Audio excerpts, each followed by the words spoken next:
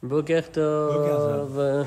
Ce matin, nous disons un mot sur le premier verset de la Haftara, de la Sidra de Korah. Donc c'est dans le premier livre de Shmuel, au chapitre 11, où il est dit « Vayomer Shmuel el ha'am » et Shmuel s'est adressé au peuple « Lechu venelcha à Gilgal, allons et rendons-nous à Gilgal.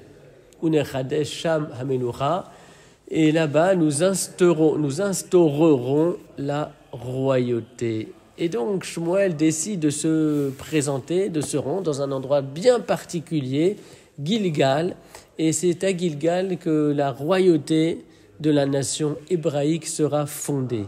Gilgal, c'est un endroit très particulier, très symbolique, parce que bien évidemment, on doit s'interroger sur le fait de savoir pourquoi Shmuel a-t-il choisi cet endroit-là particulier.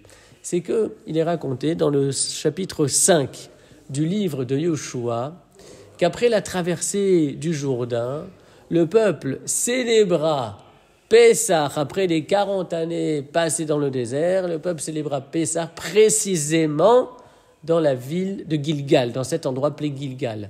Et Pessah, ce n'est pas n'importe quel événement, c'est l'événement fondateur qui a vu naître le peuple. Or, cet événement-là, de la sortie d'Égypte célébrée par la fête de Pessah, c'est un événement qui ne fut d'aucune manière lié à un homme politique, à un roi. C'est Hachem lui-même qui a fait sortir les Hébreux de l'Égypte, comme le texte de la Haggadah de Pessah le précise bien. Et donc, l'histoire hébraïque ne commence pas avec le politique, mais bien avec l'intervention divine au cours de l'histoire.